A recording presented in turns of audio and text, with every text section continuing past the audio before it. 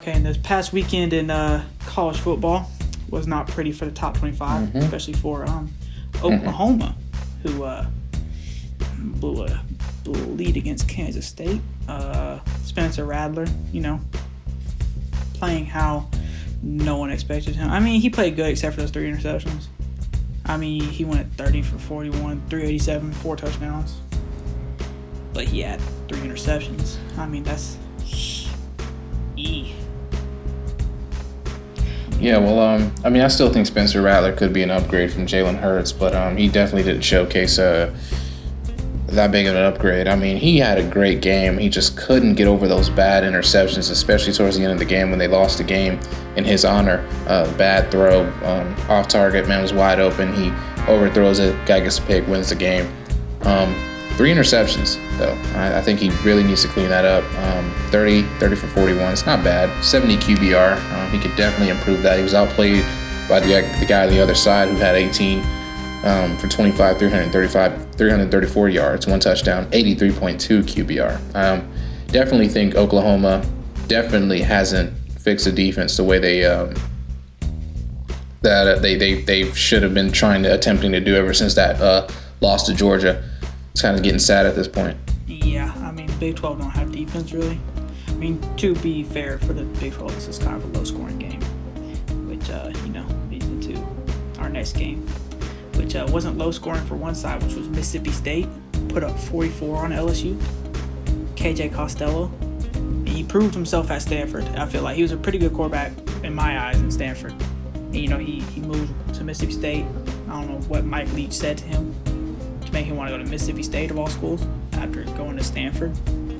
But, they're proving that. I think Nicky said, hey, my name is Mike Leach. I mean, that's pretty much, I feel like, all you'd have to say. I mean, Mike Leach, definitely, this guy's turned nobodies into top quarterback threats. I mean, you just see what he did with Anthony Gordon last season, and then even the years before, other quarterbacks he's worked with, just 5,000 passing yards like it's nothing. The thing he can do for wide receivers, getting them more yards and more touches. Now, if I'm a running back, I don't know how happy I am about it, but if I'm a quarterback, I'd love to play for Mike Leach, and that's exactly where I'm going because I know he can turn me around the way that I'd like to be turned around. 36 for 60, 623 yards, 5 touchdowns, 2 interceptions. I mean, guy played phenomenal. He definitely outplayed Mike Brennan, who a lot of people were expecting to be Joe Burrow 2.0, but looking at his stats, that was not the truth at all. Yeah, doesn't look like it. We're gonna move on to our next game, which is I don't know if it's a shocker for the fact that Tennessee was so highly thought of to only win by 4 against South Carolina. But it wasn't a shocker to me personally because I didn't really view Tennessee at that level yet. Like I thought they were, they're on the right track. Personally for me, I know they're on the right track. They gotta, their school is in good hands with Jeremy Pruitt. But I mean, he doesn't have the team yet. You know what I'm saying? Like he doesn't have the team that he wants yet. Yeah, I mean, they got one of the top recruiting classes in the nation right now, but I think when those guys get there, Tennessee could actually be some of danger. But I mean, at the point right now, this is the same Tennessee team with a new coach who can actually use them better than the past coach was doing. I mean, Garantano, 19 for 31, 259 yards. He had a pretty rough game against the South Carolina defense. But I mean, South Carolina's proven they can do some stuff. I mean, you saw what they did to Georgia last year. So I mean, ranked teams should be really afraid of what South Carolina could pull out of their bag. Especially South Carolina going with a new quarterback. They go with Hill instead of Helinski, who was their quarterback pretty much last season. Didn't understand that one. I didn't understand it at all either. I mean, maybe, I don't know. This guy Hill really showcased how big of a threat he could be in training camp and warm-ups because he definitely didn't showcase it on the field today. 25 for 39, 290 yards, 1 touchdown, 1 pick, 51 quarterback rating. Definitely got to improve his play. I mean, I like what I saw from Helinski last year. I did not like what I saw from Hill in this first game. This could have definitely been a win for South Carolina. They definitely got to clean up some of these mistakes they made. Yeah, the last game of the recap is going to be Miami versus Florida State. Miami, they played well. I think they got a Heisman hopeful. I think a Heisman favorite in my eyes, honestly, and De'Aaron King. He played exceptionally well against them. 29 for 40, 267. 2 touchdowns. He also ran the ball 8 times for 65 yards.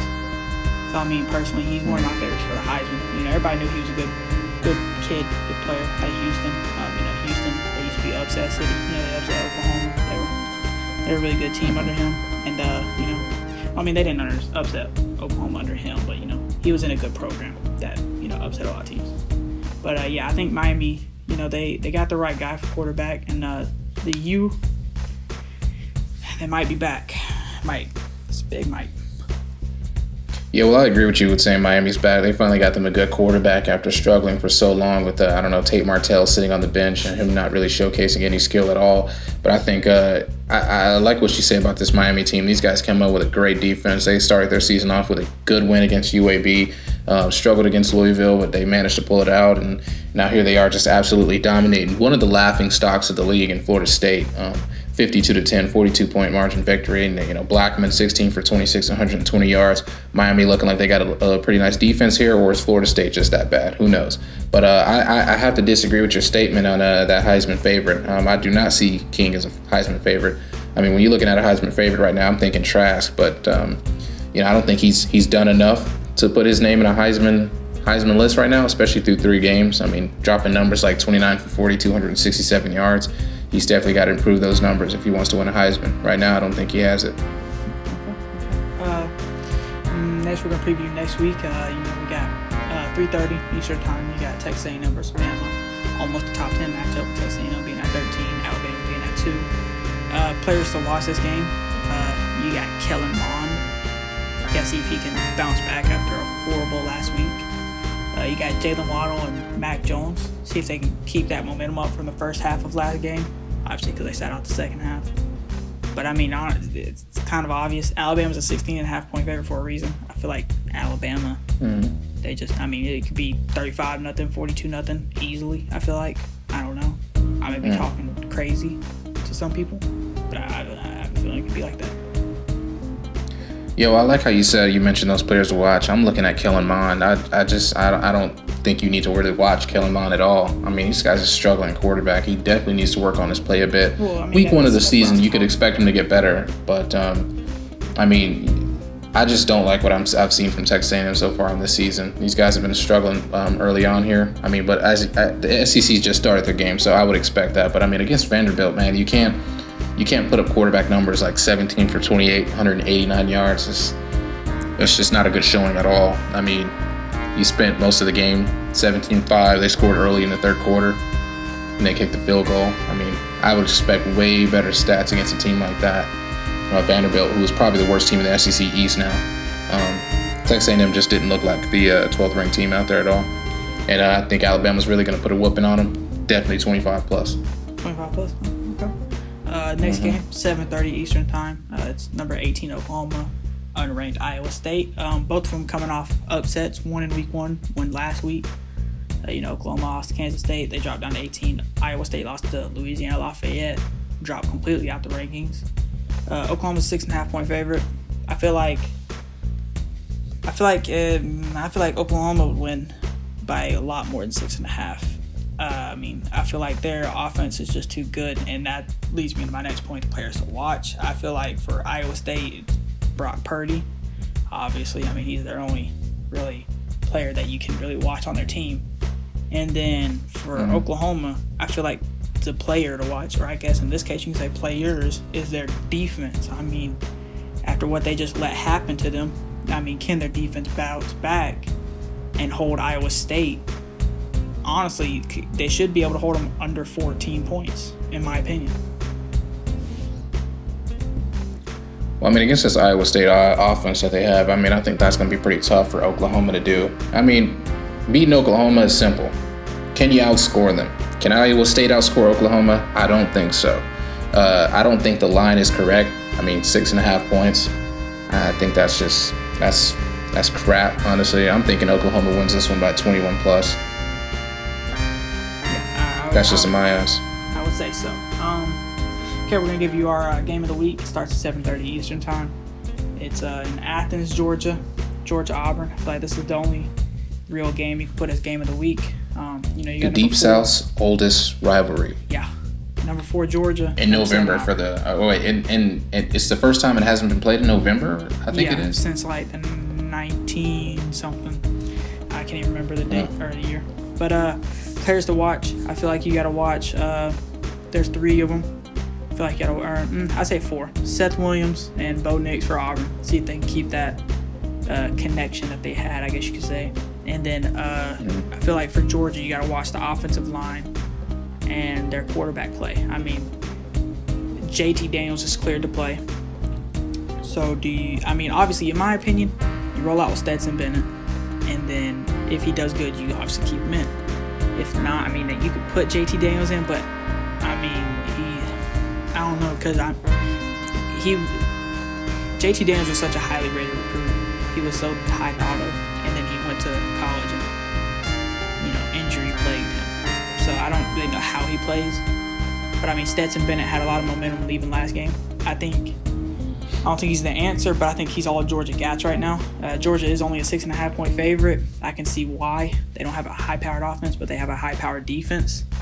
So, honestly, I don't know. I feel like it's going to be Georgia by a little bit. I feel like they might cover spread. Might. That's a big might. If they cover spread, it's only going to be by half a point. It's going to be a 7-point win. Well, I think if you want to beat Georgia, you got to figure something out. Who's the last team to beat Georgia? That was LSU. And how did LSU beat Georgia? They got past the defense. They kept the offense off the field. Defense was tired. Can Auburn do that? I watched the Auburn-Kentucky game, and one thing I will notice is that Auburn's pass defense has definitely digressed since last season. Kentucky was able to throw the ball. They should have thrown it way more. They tried to run it a little too much. I think that was an error on the coach's side. But when Kentucky chose to throw the ball, they were converting really well. Sucks that they abandoned it so early. But I think Georgia has to get out here and get Stetson Bennett going early. I think Zamir White has to be able to pick up yards on the ground. I'm not sure how the Auburn's rush defense has changed or not. They lost a big guy in Derek Brown last season. And it's going to be really interesting to see how they bounce back on that D-line. But like I said, Georgia's O-line as well, they've lost a lot of guys. These are 2 different teams than what we saw last year. And you saw Georgia purely dominating last game until pretty much the second half when Auburn started storming back. We really should think the player who's going to decide this game should really be Bo Nix. What I saw from him against Kentucky was pretty much the same thing I saw last season. And I think he's definitely got to work on that. 16 for 27, 233 yards, 3 touchdowns, no picks, maybe pretty much no errors. He led his team in rushing yards, which is another issue you should probably look forward to is, does Auburn have a clear-cut running back? But at the same time, you got to think and look at it and say, well, does it matter anyway? Because, who's going to get some rushing yards against this Georgia defense? I think Georgia's pass defense and Bo Nix is definitely going to be the big keys to this game. Going to move on to some upsets that we have picked up. We each picked one upset. You can go ahead with yours first. Well, my upset of the week is going to be in the SEC. I'm picking Missouri to upset Tennessee. I just did not like what I really saw against South Carolina. I think Tennessee, they might have jumped the gun on the hype train a little too early. And I think Missouri is going to put some humbling on the Tennessee Volunteers this weekend at 12 o'clock. Personally, mine's an 8 o'clock game on ABC. Or on ACC, my bad. It's usually on ABC. 8 o'clock Eastern time.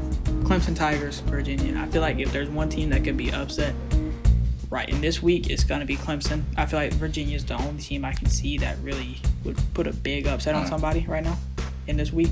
Looking at all the matchups. You got Clemson. Obviously they got T-Law, Travis Etienne.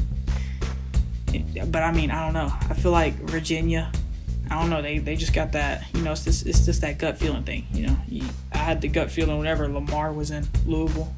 He started heating up. They played Florida State and they beat the crap out of them. I called that. I called the Mississippi State last week. Why can't I call another one? It's just like it's money work to me. You're 1 for 1. 1 for 1. You're 1 for 1. I'll do that. I go 2 for 2. All right. Because if I go 2-0. I don't know. I might have some money on my hand. I might have to start betting. Start betting. You better bet on the over-under. It's 55. Yeah. I think there's going to be 55 points scored in this game. If there's an upset, there's no way there's going to be 55 points scored. I don't know. I feel like. No, I feel like I'd bet on Virginia to cover their spread. I feel like Clemson will not beat them by 28. Watch them get smacked next week. That is going to be so funny that I'm saying this and they're going to get smacked. But I don't know. I feel like Virginia can. Virginia? I feel like Virginia can. No.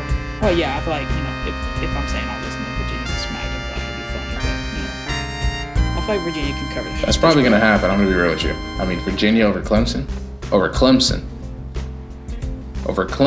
Yeah. Over Clemson. I'm saying it, bro. I'm saying it. Why? If it happens, I don't want to hear nothing. That's rough. I mean, we'll see, though. I just don't think that's happening at all. That's your opinion, personally. My opinion is Virginia's gonna upset. That's a tough game.